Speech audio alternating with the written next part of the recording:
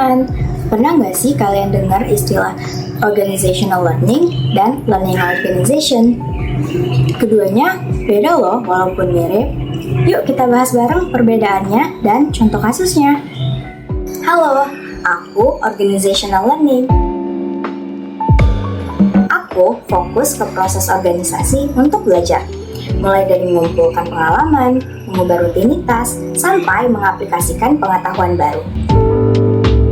Menurut Agris dan Scone tahun 1978 dan Levitt serta March tahun 1988, organizational learning adalah proses organisasi memperoleh, mencipta, mengaplikasikan, dan mentransformasi pengetahuan baru untuk memperbaiki tindakan.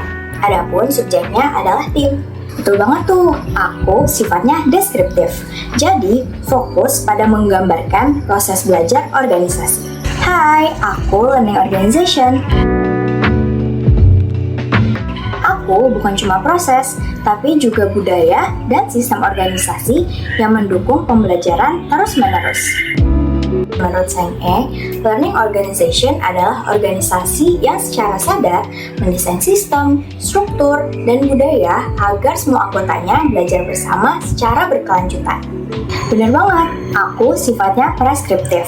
Jadi, berfokus pada kondisi ideal organisasi dalam menciptakan lingkungan yang mendukung pembelajaran individu, tim, dan organisasi. Intinya, organizational learning adalah proses atau aktivitas organisasi belajar. Sedangkan LO atau learning organization adalah organisasi yang sudah terbangun budaya belajarnya.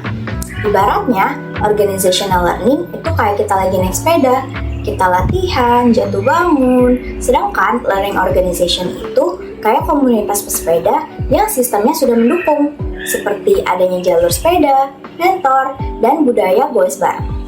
Nah, untuk lebih jelas lagi, yuk kita pakai contoh nyatanya. Contoh kasus organizational learning. Misalnya, di sebuah kafe kecil bernama Cafe X baru saja dibuka. Dalam 2 minggu pertama, banyak pelanggan yang komplain tentang menunggu minuman yang lama disajikan ke pelanggan.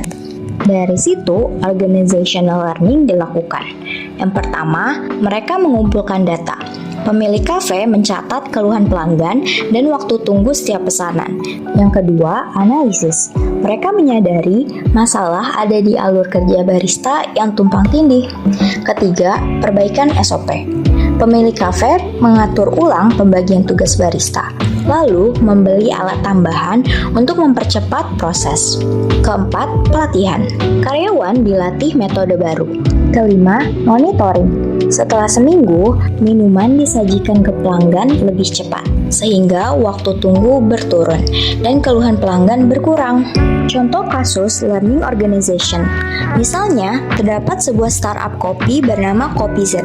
Dari awal pendiriannya, mereka punya visi yaitu belajar dan berinovasi bareng supaya pelanggan selalu puas.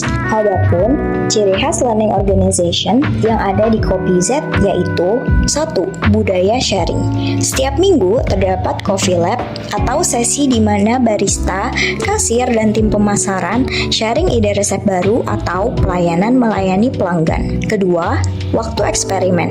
Setiap karyawan dapat 2 jam per minggu untuk bereksperimen resep baru atau metode pelayanan baru. Ketiga, pelatihan berkelanjutan. Perusahaan membiayai kursus barista dan pelayanan pelanggan untuk karyawan. Keempat, sistem feedback real time. Semua feedback pelanggan masuk ke dashboard yang bisa diakses tim dan langsung didiskusikan. Kelima, lingkungan aman untuk gagal. Karyawan tidak dimarahi jika ide barunya gagal. Yang penting dicatat dan dibahas untuk pembelajaran bersama.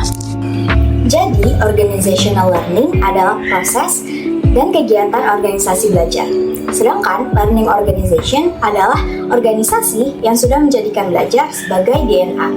Organizational learning itu syarat agar organisasi bisa menjadi learning organization. Semoga jelas ya. Sekian yang dapat saya sampaikan. Kurang lebihnya mohon maaf. Assalamualaikum warahmatullahi wabarakatuh.